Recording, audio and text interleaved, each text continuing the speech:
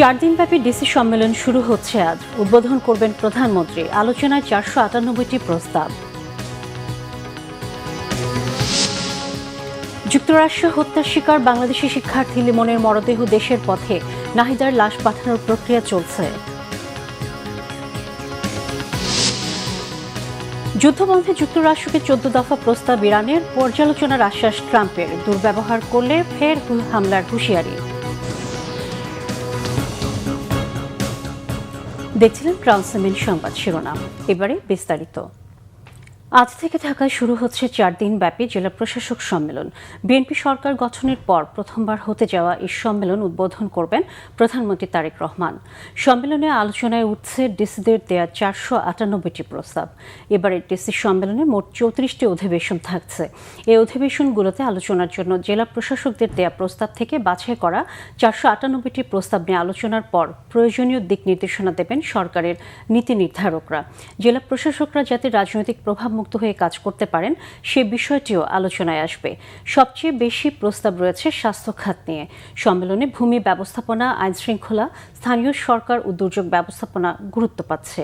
সম্মেলনে নির্ধারিত অধিবেশন ছাড়াও রাষ্ট্রপতি, স্পিকার ও প্রধান বিচারপতির সঙ্গে সাক্ষাৎ করবেন জেলা প্রশাসকরা। ত্রয়োদশ জাতীয় সংসদের সংরক্ষিত নারী আসনে নবনির্বাচিত 50 জন সংসদ সদস্য আজ শপথ নেবেন। সংসদ সচিবালয় সূত্র জানিয়েছে, আজ রাত 9টায় জাতীয় সংসদ ভবনের পূর্ব ব্লকের লেভেল 1-এ অবস্থিত শপথ কক্ষে এই অনুষ্ঠান হবে। নবনির্বাচিত সদস্যদের শপথ বাক্য পাঠ করাবেন স্পিকার হাফিজউদ্দিন আহমদ। এবারে সংসদে সংরক্ষিত নারী আসনের জন্য বিএনপি থেকে 36 জন, বাংলাদেশ জামায়াতে ইসলামী ও তাদের জোট থেকে 13 জন মনোনীত হন। এছাড়া জাতীয় নাগরিক পার্টির মনোনীত নুসরাত তাবাসসুমের মনোনয়নপত্র প্রথমে বাতিল হলেও শনিবার বৈধ ঘোষণা করেছে হাইকোর্ট। নির্বাচন কমিশন জানিয়েছে, সংরক্ষিত নারী আসনে কোনো প্রতিদ্বন্দ্বী না থাকায় এই 50 জন প্রার্থীকে বিনা প্রতিদ্বন্দ্বিতায় নির্বাচিত ঘোষণা করা হয়েছে। আজ শপথের মধ্য দিয়ে ত্রয়োদশ জাতীয় সংসদ পূর্ণতা পেতে যাচ্ছে। দেশব্যাপী জ্বালানি তেলের তীব্র সংকটের মধ্যে সম্প্রতি একটি সুসংবাদ সাতক্ষীরার মানুষকে আশাবাদী করে তুলেছে। তেল ও বিদ্যুৎ ছাড়া চলবে প্রাইভেট কার, এমন আবিষ্কারে আলোড়ন তুলেছেন সাতক্ষীরার শেখ ফারুক হোসেন। তবে কারিগরি প্রশিক্ষণ কেন্দ্র বলছে এটা নিয়ে গবেষণার প্রয়োজন। সাতক্ষীরা প্রতিনিধি আসাদুজ্জামান আসাদের তথ্য ভিডিও চিত্রে রিপোর্ট। ফারুক হোসেন তার মেধা দিয়ে বিভিন্ন সময় এক এক জিনিস আবিষ্কার করে তাক লাগিয়ে দিচ্ছেন সাতক্ষীরার মানুষকে।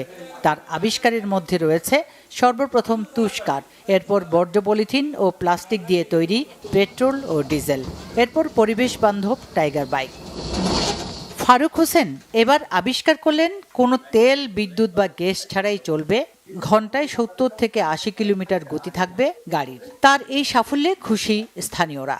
দেশের তেল সংকট, সেই সময় এখন আমাদের এলাকায় শেখ ফারুক হোসেন যে ইলেকট্রিক বাইকটা তৈরি করছে, এটা দেশের জন্য অনেক গর্বের একটা বিষয়। ব্যাটারিতে চলে, তেল ছাড়া।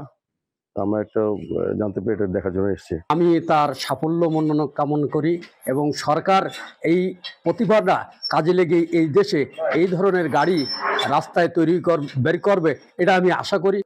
পাম্পে দীর্ঘ লাইনে দাঁড়িয়ে বিরক্ত হয়ে তিনি এই আবিষ্কারের সিদ্ধান্ত নেন বলে জানান। আমি চিন্তা ভাবনা করে আমি নিজের মেধা দিয়ে আমি একটা ইঞ্জিন তৈরি করে এই গাড়িতে লাগাইছি। এই গাড়িতে তেল এবং বিদ্যুৎ লাগে না, দীর্ঘ সময় চলে। এই গাড়িটা যখন স্টার্ট হয় ব্যাটারি থেকে, ব্যাটারি স্টার্ট হওয়ার পরে আবার পুনরায় ব্যাটারি চার্জ হয়, এই চার্জের দীর্ঘ সময় চলে। বাইরের সোর্স ছাড়া ব্যাটারিতে চার্জ হওয়া বা গাড়ি চালানো কতটুকু সম্ভব সেটা নিয়ে গবেষণা ও যাচাই বাছাই প্রয়োজন বলছে কারিগরি প্রশিক্ষণ কেন্দ্র। বিস্তর গবেষণা করার দরকার আছে, কারণ এটা অনেকটা ফ্রি এনার্জির মতো হয়ে যায়। গাড়ি যদি এইভাবে চলতে পারে তাহলে আমার মনে হয় যে ইজি বাইক বা ই বাইকগুলাও তো আসলে এরকম হইতে পারে, কিন্তু আসলে তো আমরা সমাজে সেটা দেখি না।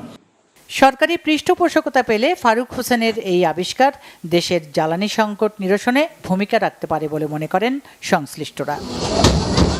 Bangla vision news desk. যুক্তরাষ্ট্রে হত্যার শিকার বাংলাদেশি পিএইচডি শিক্ষার্থী জামিল আহমেদ লিমনের মরদেহবাহী বিমান ঢাকার উদ্দেশ্যে রওনা দিয়েছে। স্থানীয় সময় শনিবার রাত 9:45 জামিলের মরদেহ বহনকারী এমিরেটস এয়ারলাইন্সের বিমানটি অরল্যান্ডো বিমানবন্দর ছাড়ে। দুবাই হয়ে সোমবার সকালে ঢাকায় পৌঁছাবে মরদেহ। এদিকে আগামী বুধবার বাদ জোহর যুক্তরাষ্ট্রের নাহিদা সুলতানা বৃষ্টির জানাজা শেষে মরদেহ দেশে পাঠানোর প্রক্রিয়া শুরু হবে। ওয়াশিংটনে বাংলাদেশ দূতাবাসের প্রেস মিনিস্টার গোলাম মর্তুজা জানিয়েছেন, পরিবারের পক্ষ থেকে নাহিদা সুলতানা বৃষ্টির মরদেহ দ্রুত বাংলাদেশে পাঠাতে প্রয়োজনীয় ব্যবস্থা নেওয়ার অনুরোধ জানানো হয়েছিল। এরই মধ্যে ওয়াশিংটন ডিসিতে অবস্থিত বাংলাদেশ দূতাবাস এবং মিয়ামিতে বাংলাদেশ কনসুলেট যৌথভাবে মরদেহ দেশে পাঠানোর প্রক্রিয়া শুরু করেছে। লিমন ও বৃষ্টি দুজনেই 27 বছর বয়সী পিএইচডি শিক্ষার্থী ছিলেন। গত 16 এপ্রিল তারা নিখোঁজ হন। লিমনের রুমমেট হিশাম আবুঘার বিয়ের বিরুদ্ধে এই জোড়া হত্যাকাণ্ডের অভিযোগ উঠেছে। দোষী সাব্যস্ত হলে ফ্লোরিডার আইন অনুযায়ী তার মৃত্যুদণ্ড হতে পারে। এবারে আন্তর্জাতিক প্রসঙ্গ। স্থায়ী শান্তি প্রতিষ্ঠার উদ্দেশ্যে ইরানের দেয়া 14 দফা প্রস্তাব পর্যালোচনার আশ্বাস দিয়েছেন মার্কিন প্রেসিডেন্ট ডোনাল্ড ট্রাম্প। তবে ইরান কোনো দুর্ব্যবহার করলে আবারও সামরিক অভিযান শুরু করার হুঁশিয়ারিও দিয়েছেন। এদিকে যুক্তরাষ্ট্রের সাথে আবারও সামরিক লড়াইয়ে নামতে প্রস্তুত বলে জানিয়েছে ইরানের ইসলামী বিপ্লবী বাহিনী। নতুন শান্তি পরিকল্পনায় ভবিষ্যতে কোনো প্রকার সামরিক আগ্রাসন না চালানোর নিশ্চয়তা, ইরানের সীমান্তবর্তী এলাকাগুলো থেকে মার্কিন বাহিনী প্রত্যাহার, হরমুজ প্রণালী থেকে নিষেধাজ্ঞা তুলে নেওয়া সহ বেশ কিছু কঠোর শর্ত জুড়ে দিয়েছে ইরান। শুধু সাময়িক যুদ্ধবিরতি নয়, বরং সংকটের স্থায়ী সমাধানই ইরানের মূল লক্ষ্য বলে জানিয়েছে দেশটির আধা সরকারি বার্তা সংস্থা তাসনিম নিউজ। তবে ইরানের দেয়া নতুন প্রস্তাবগুলো নিয়ে আলোচনার প্রতিশ্রুতি দিলেও কোনো চুক্তিতে পৌঁছানো সম্ভব হবে না বলেও আশঙ্কা প্রকাশ করেছেন ট্রাম্প। নতুন করে হামলা শুরুর ইঙ্গিত দিয়েছেন।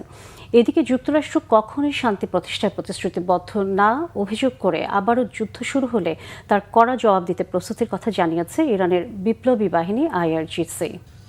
দর্শক, এই ছিল এখনকার মতো। পরের সংবাদ সকাল 11টায়। এছাড়া বাংলা ভিশন সংবাদ ও সংবাদ সংশ্লিষ্ট অনুষ্ঠান দেখতে ভিজিট করুন www.bpnews24.com ও facebook.com/banglavisionnews এবং সাবস্ক্রাইব করুন youtube.com/banglavisionnews। সাথে থাকার জন্য ধন্যবাদ সবাইকে।